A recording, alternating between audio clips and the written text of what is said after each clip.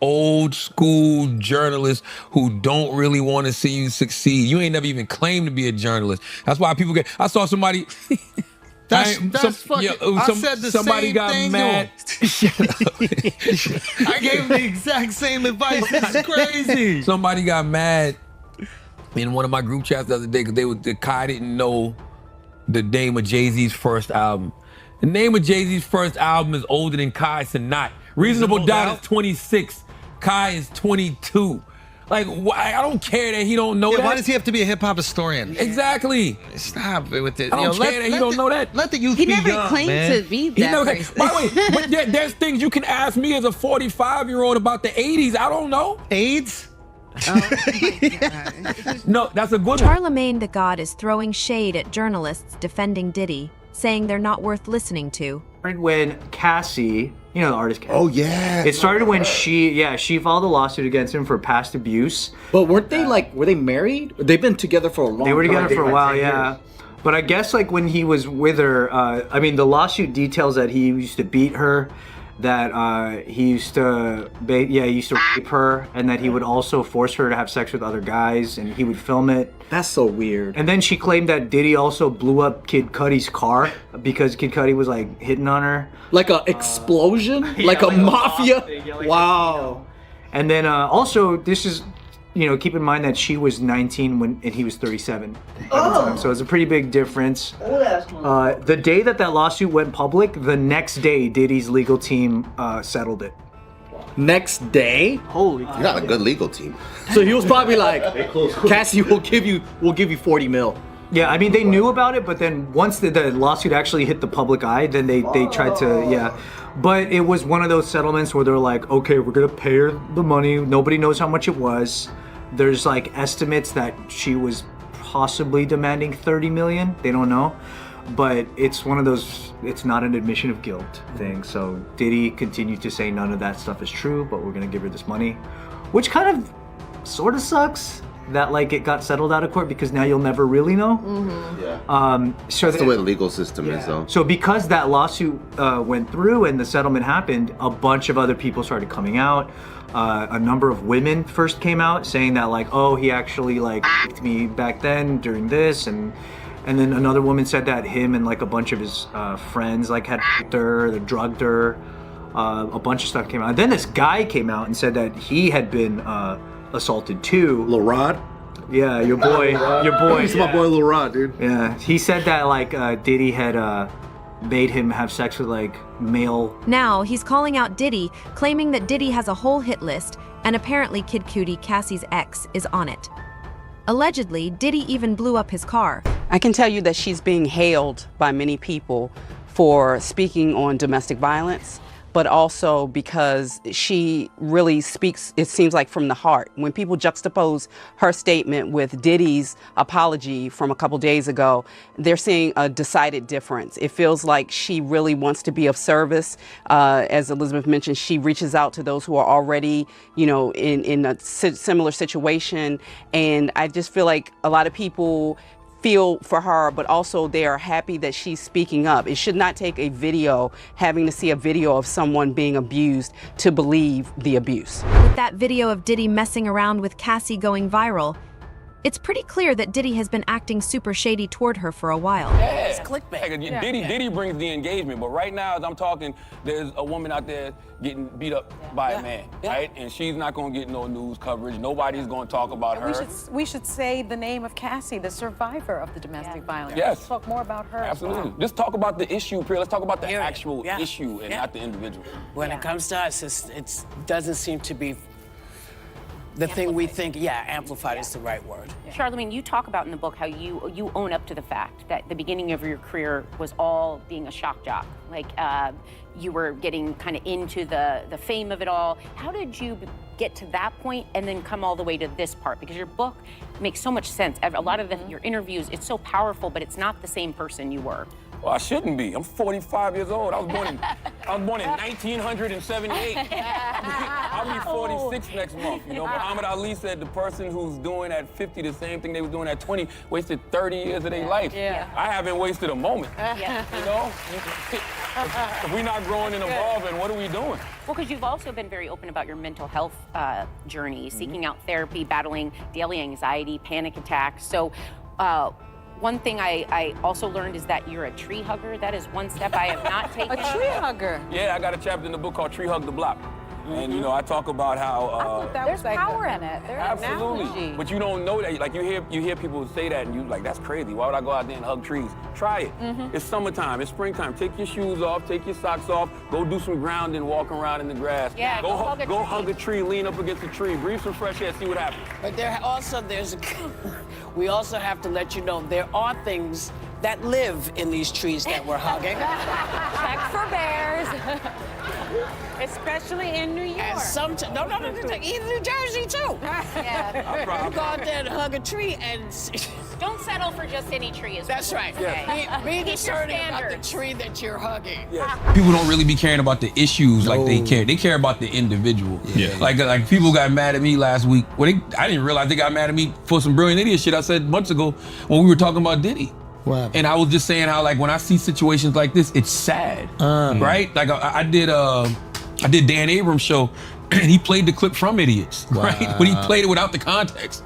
So the context was, it's sad to see another person, ruin their life based off poor choices. Yeah. Right? It's sad to see when these people crash and burn just because they've made alleged poor choices. At the time, I said alleged poor choices. Yeah. Right?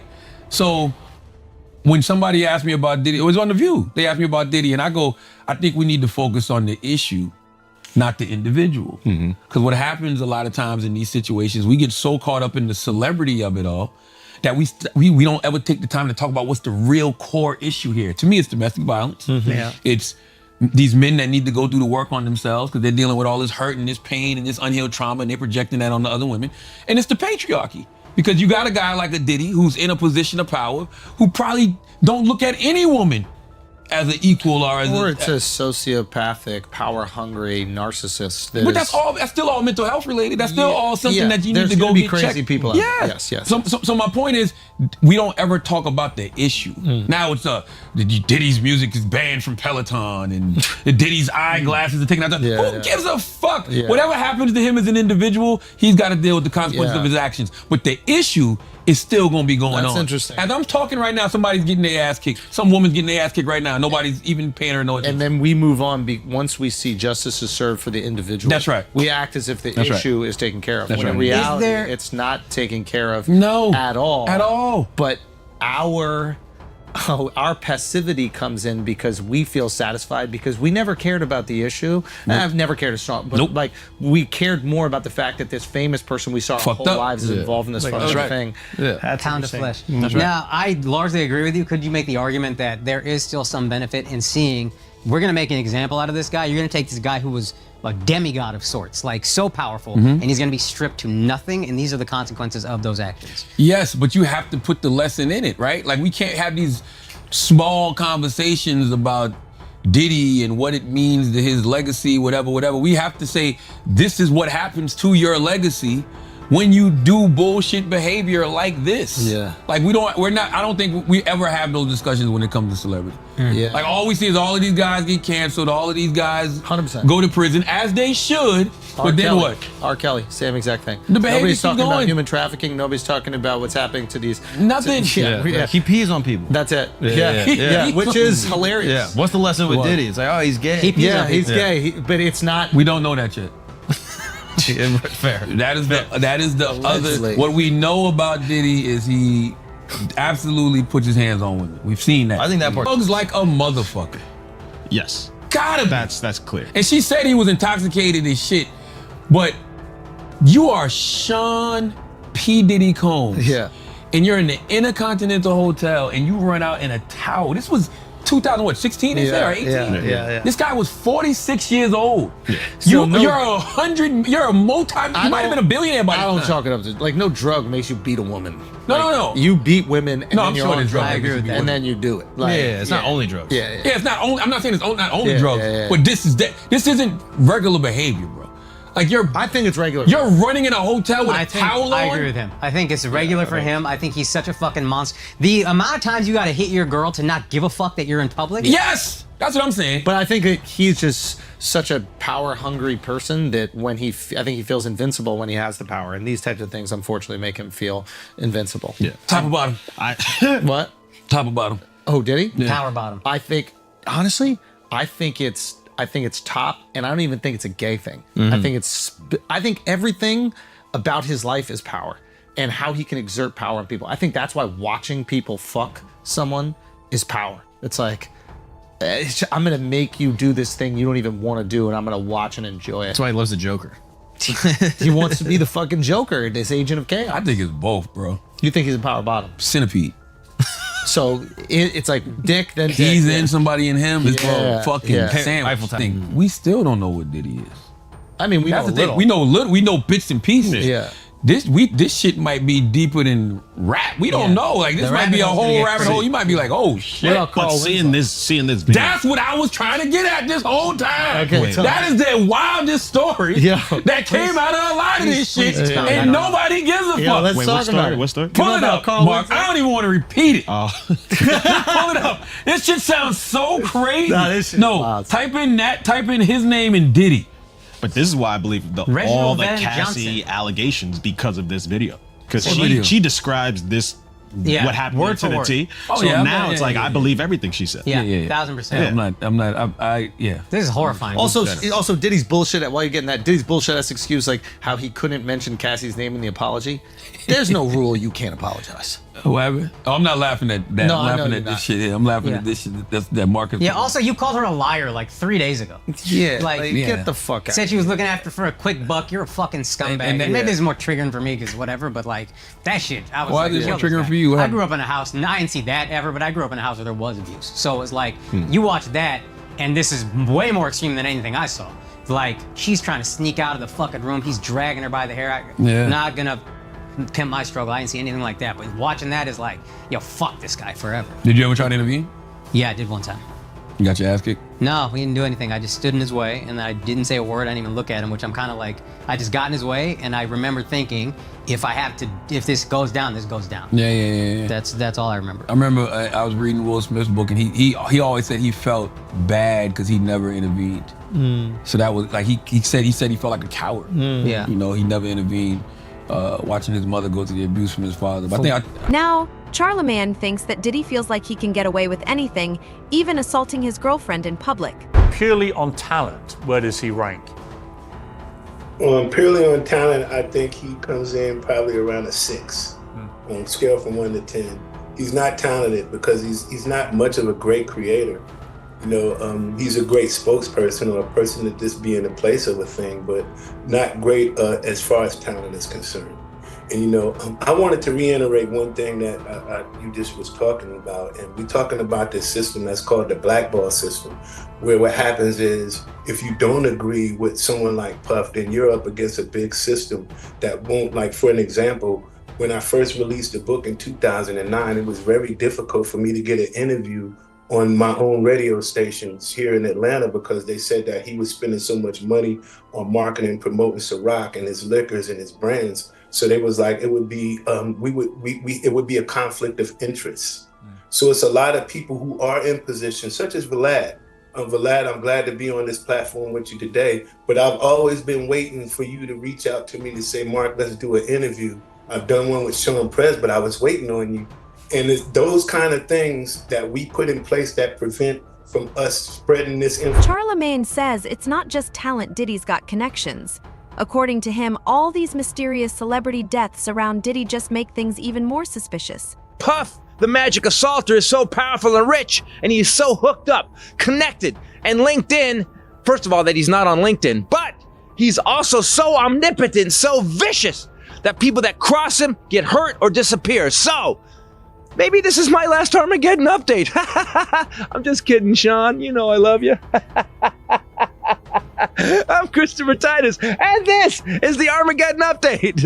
Every breath we take, every move we make. You know, he stole that from Sting.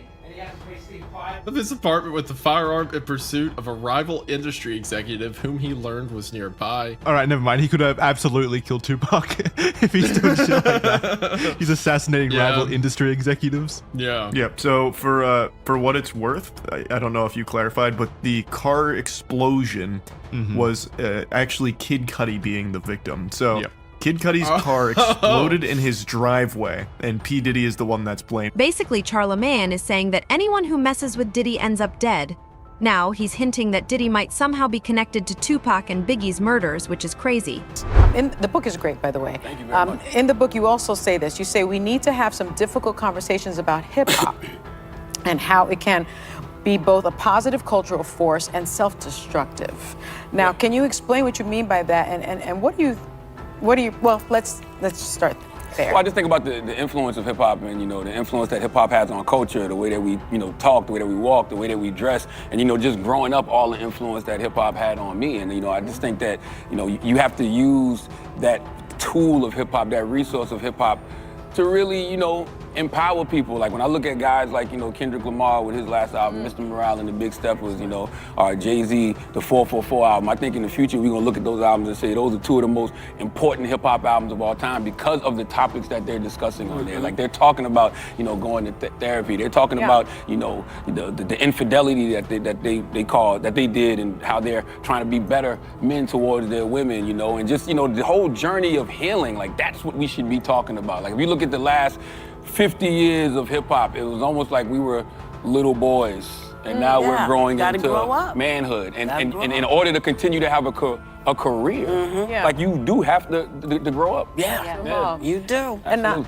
And I'm not sure if you want to answer this, but what are your thoughts on everything going on with Diddy right now? I think when it comes to that situation, man, I think we shouldn't focus on the individual. We should focus on the issue. Because I think what happens a lot of times is, because of the celebrity, we get lost in talking about the celebrity and not talking about the actual issue. The issue is domestic violence. Yep. The issue is exactly what I just said about, men not going to do the proper work on themselves, and they're dealing with a lot of pain and a lot of hurt and unhealed trauma, and they're projecting that pain and that hurt on the other people. The issue is patriarchy, right? Because as long as you have a system where men feel superior to women and they're dealing with that pain and they're dealing with that hurt, they're going to project that. We're going to continue to project that onto our women. So I think those are the issues that we should be discussing as opposed to talking about the individual. And we tend to do that a lot as a society. We get lost in the celebrity. With the whole Cassie situation blowing up, Charlamagne is calling Diddy out on an alleged hit list that Diddy has going on.